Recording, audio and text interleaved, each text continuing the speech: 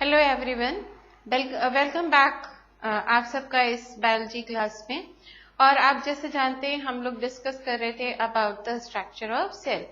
तो आपने देखा कि सेल के तीन बेसिक कंपोनेंट, एक तो सेल मेम्ब्रेन और प्लाज्मा मेम्ब्रेन जो आउटर मोस्ट कवरिंग होती है, दूसरा न्यूक्लियस जो मेन कंट्रोलिंग सेंटर है, और तीसरा जिसको हम बोलते हैं साइटोप्लाज्म, सेल के अंदर का जेली लाइक मटेरियल। तो अभी तक आपने देखा कि एक सेल में जो आउटर मोस्ट कवरिंग है, दैट कवरिंग जो है वो क्या है, वो है हमारे पास सेल मेम्ब्रेन और plasma membrane.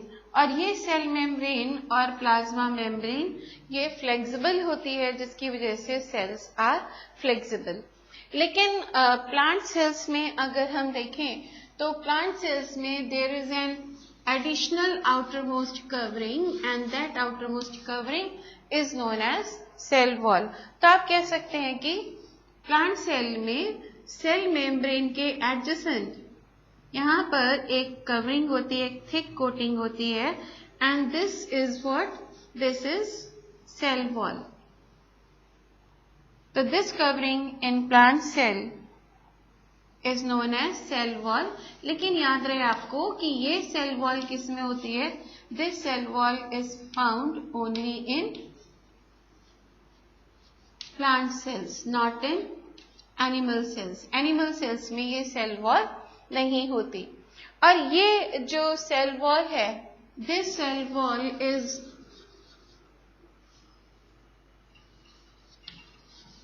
made up of cellulose, a kind of complex carbohydrate।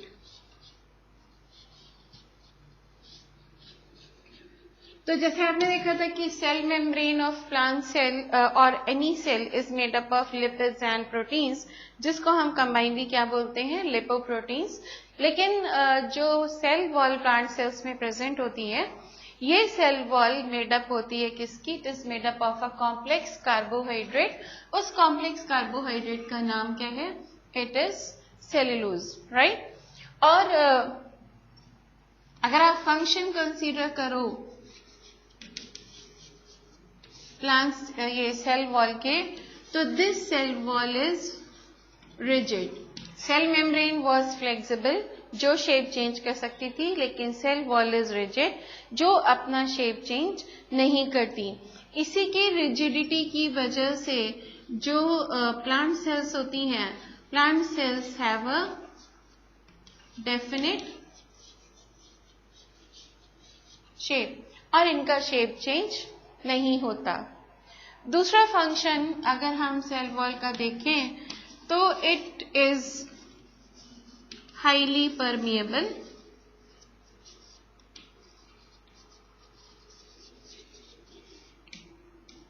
तो आपने देखा था cell membrane was selectively permeable, कि कुछ सिलेक्टेड सब्सटेंसेस इसके थ्रू पास हो सकते थे, but cell wall is highly permeable, तो any matter can pass through it, right. Another thing जो सेल वॉल के केस में आपको मिलता है, it provides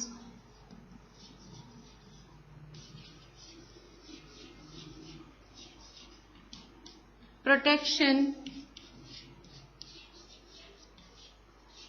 to the cell in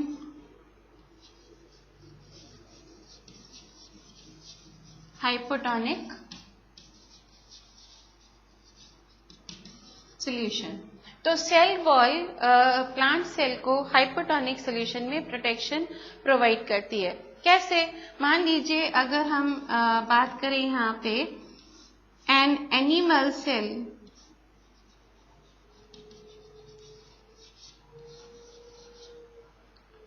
अगर हम इसको रख दें एक हाइपोटोनिक सॉल्यूशन में,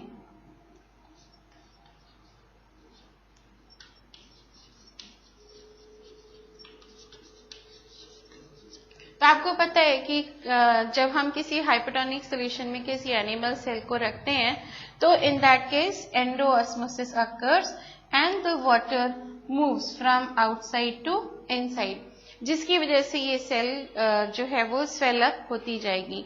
और अगर ये जो एंडोऑस्मोसिस का प्रोसेस है, अगर ये प्रोसेस अनकंट्रोल्ड होता जाए, अगर सेल कॉन्टिन्यूसली वाटर एब्जॉर्ब करती जाए, तो क्या होगा, इसकी जो सेल मेम्ब्रेन है वो एक्सपैंड होती जाएगी, सेल स्वेल होती जाएगी। लेकिन इस स्वेलिंग की एक डेफिनेट लिमिट है। एक सर्टेन लिमिट के बाद जो प्लाज्मा मेम्ब्रेन है वो रप्चर हो जाएगी and we can say under that condition the cell will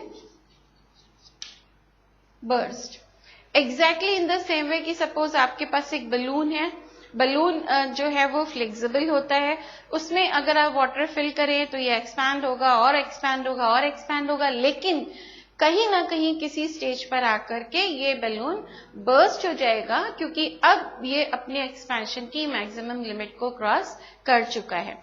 तो ऐसे ही यहाँ पे एनिमल सेल जिसकी आउटर मोस्ट कवरिंग एक फ्लेक्सिबल प्लाज्मा मेम्ब्रेन है, तो क्योंकि ये सेल जो है अगर कॉन्टिन्यूसली स्वेल अप होती रहेगी, अंदर से वाटर इसकी सेल मेम्ब्रेन पर प्रेशर एक्सर्ट करता रहेगा और एक ऐसा समय जरूर आएगा when the cell will burst.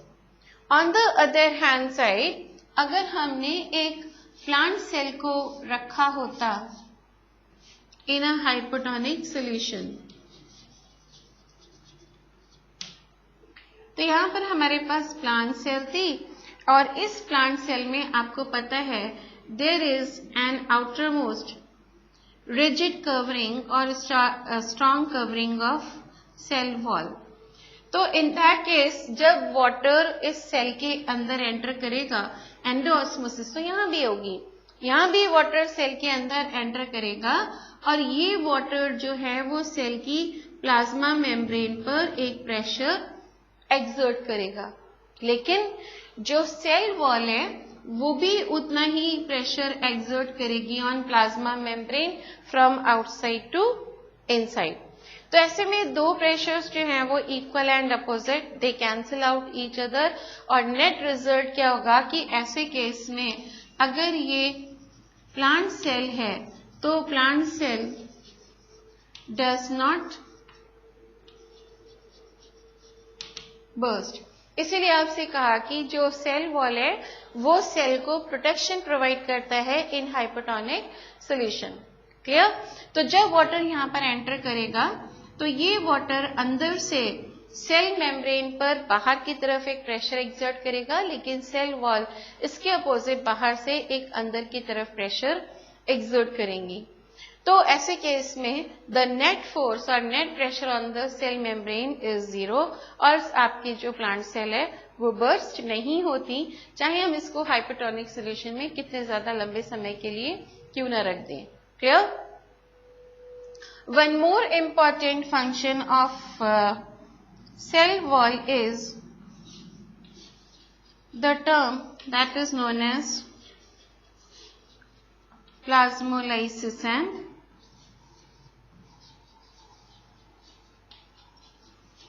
deplasmolysis.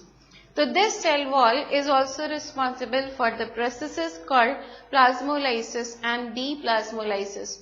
तो व्हाट इज प्लाज्मोलाइसिस और डीप्लाज्मोलाइसिस, इसको समझने के लिए फिर से हम लोग एक केस लेते हैं। यहाँ पे अभी आपने देखा था कि हमने प्लांट सेल को रखा था एक हाइपोटोनिक सॉल्यूशन में, and now consider a plant cell kept in a hypertonic solution, right? तो यहाँ पे हमने एक कंटेनर में क्या लिया, एक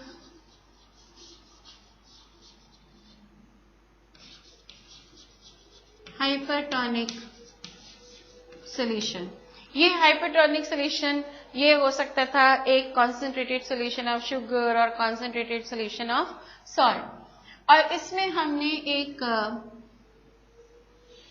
प्लांट सेल को रखा, वो प्लांट सेल जिसकी सेल मेम्ब्रेन के बाहर एक और थिक कवरिंग थी और वो थिक कवरिंग क्या थी, दैट वाज सेल वॉल। तो इस केस में क्या होगा, अब आपको पता है कि सेल को जब हम किसी हाइपरटोनिक सॉल्यूशन में रखते हैं तो यहाँ पर जो प्रोसेस होता है दैट इज एक्सोऑस्मोसिस। इस एक्सोऑस्मोसिस की वजह से जो सेल है वो श्रिंक कर जाती है।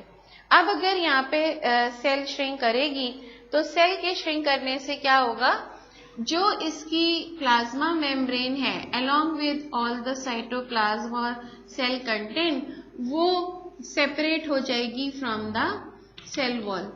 क्योंकि आपको पता है सेल वॉल तो रिजिड है, तो सेल वॉल तो कंट्रैक्ट नहीं कर सकती, लेकिन जो प्लाज्मा मेम्ब्रेन है, प्लाज्मा मेम्ब्रेन कंट्रैक्ट करेगी और ऐसे केस में सेल वॉल और प्लाज्मा मेम्ब्रेन के बीच एक गैप डेवलप हो जाएगा और इस प्रोसेस को हम क्या कहते हैं, that process is known as plasmolysis.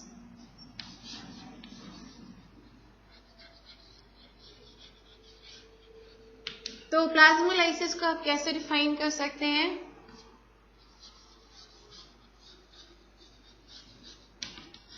Separation of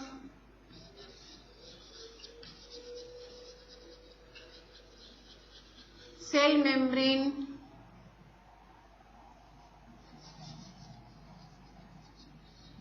from cell wall when a living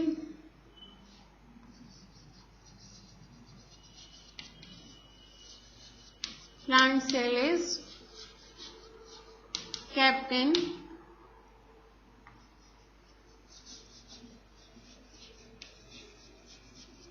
hypertonic solution.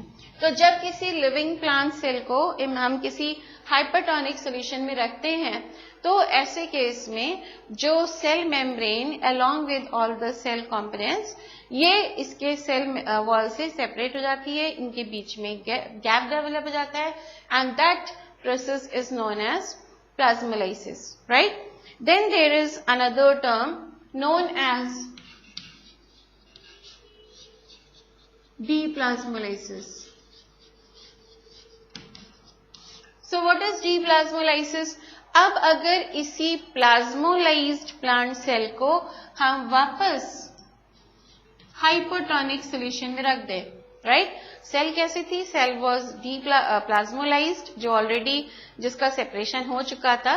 इसको वापस हम किसी हाइपोटोनिक सॉल्यूशन में रख दें तो अब क्या होगा, जो वाटर है, water will move from outside to inside and the process occurring here is endoosmosis।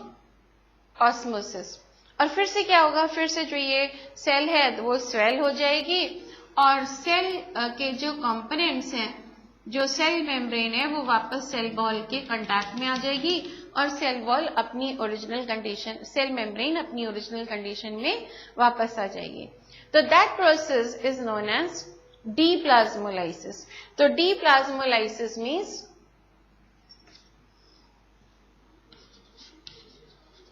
when a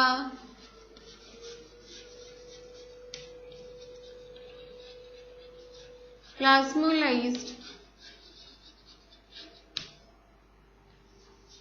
plant cell is placed in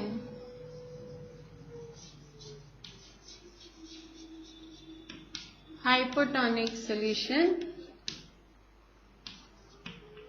it regains its original condition। तो ये अपनी ओरिजिनल कंडीशन में वापस आ जाती है and that process is known as deplasmolysis, right. तो ये आपने देखा कि cell wall is again another very important component of a plant cell, जो सेल को रिजिडिटी प्रोवाइड करती है, प्लांट सेल को एक डेफिनेट शेप प्रोवाइड करती है और it protects the plant cell from getting burst when it is kept in a hypotonic solution, right. तो that is all about cell wall और नेक्स्ट लेक्चर में हम लोग डिस्कस करेंगे about the very important component of the cell, जैसे मैंने आपको पहले भी बोला, that is the main controlling centre and that main controlling centre is what? That main controlling center is nucleus, right? Goodbye till then, have a nice time.